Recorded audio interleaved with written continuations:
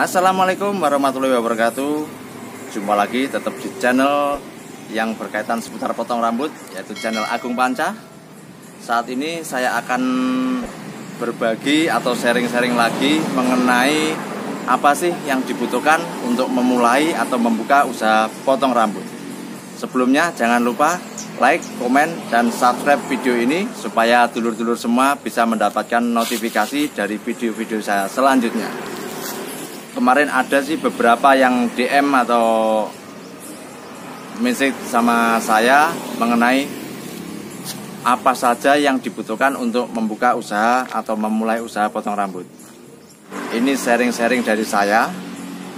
Yang pasti kuncinya untuk saya ya, yaitu nekat. Nekat di sini artinya nekat yang terukur. Terukurnya seperti apa? Yang pertama, kita harus nekat untuk membuang yang namanya hanya berangan-angan. Jadi itu harus kita buang. Kenapa? Karena kalau kita hanya berangan-angan, hanya punya wacana tanpa kita melakukan, ya itu akan sia-sia. Itu namanya zero atau kosong, nggak ada arti apa-apa. Jadi sekali lagi buat para dulur-dulur semua yang mempunyai niat atau ingin mendirikan usaha potong rambut, lakukan yang namanya membuang hanya berangan-angan.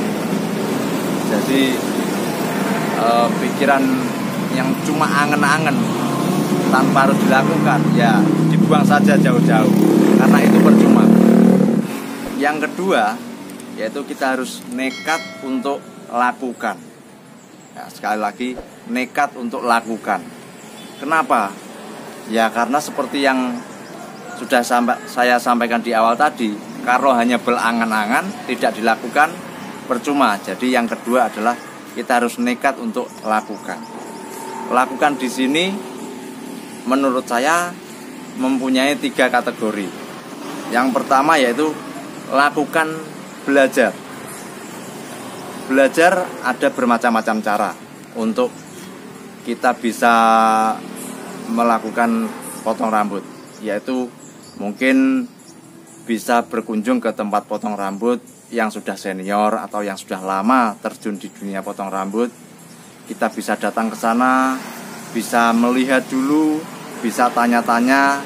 Yang pasti tentunya kita harus izin ya, boleh atau tidak, karena mungkin tidak semua potong rambut itu boleh kita tanya-tanya. Jadi yang pasti sekali lagi kita harus izin. Kalau memang boleh, ya kita bisa tanya-tanya, bisa melihat-lihat caranya memotong rambut orang itu seperti apa. Selanjutnya belajar bisa dengan ya seperti yang di era digital seperti ini, ya tuh bisa dengan melihat tayangan-tayangan di channel-channel YouTube. Banyak sekali channel-channel YouTube yang memberikan tutorial seputar cara atau teknik memotong rambut. Mungkin kita bisa melihat tayangan cara memainkan sisir, cara memakai alat, cara ya memakaikan clip, ataupun cara-cara yang lain itu kita bisa pelajari lewat tayangan YouTube. Yang selanjutnya yaitu kita harus lakukan untuk beli alat. Kenapa? Karena yang namanya usaha potong rambut pasti punya alat, pasti harus memiliki alat seperti gunting, sisir, mesin clipper, kip penutup badan, ataupun yang lainnya, semprotan ya. Itu beberapa alat-alatnya di dunia potong rambut, termasuk kaca cermin, kursi, dan lain-lain. Banyak sekali. Cuman ada standarnya sih. Standarnya seperti apa nanti akan kita ulas di video selanjutnya. Yang pasti kita harus mempunyai alat. Karena apa? Alat itu adalah ya piranti kita untuk melakukan hasil dari belajar yang sudah kita pelajari sebelumnya tadi. Kemudian yang selanjutnya, yang tadi pertama kita melakukan belajar, kita lakukan beli alat. Nah, yang terakhir ini adalah kita lakukan praktek.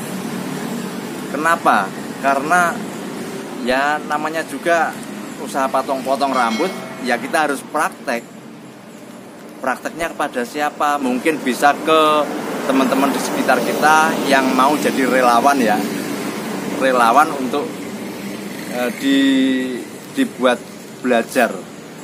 Yang pasti kita harus bertanggung jawab. Kalaupun nanti hasilnya tidak sesuai ekspektasi, ya kita bertanggung jawab dibawa ke potong rambut yang sudah senior untuk diperbaiki. Tapi minimal kita harus lakukan praktek. Karena tanpa kita lakukan praktek itu juga nol. Misalkan kita sudah belajar, dapat ilmunya, kita sudah beli alat, punya alatnya, tapi kita tidak lakukan praktek, ya kosong. Begitu juga kita sudah memiliki alat, kita mau atau berani untuk mempraktekkan, tapi kita nggak punya ilmunya. Jadi hasilnya mungkin juga nggak bisa maksimal. Ataupun kita sudah belajar, kita mau mempunyai keinginan untuk praktek, tapi kita nggak punya alat. Masa kita harus pinjem-pinjem, kan juga nggak etis lah. Jadi 3 hal tadi adalah satu paket yang bisa kita lakukan untuk usaha potong rambut. Sekali lagi saya ulangi, yang pertama tadi kita harus nekat lakukan belajar, nekat lakukan beli alat, nekat lakukan praktek. Untuk hasil nanti urusan belakang, yang penting kita punya ukuran itu, kita lakukan.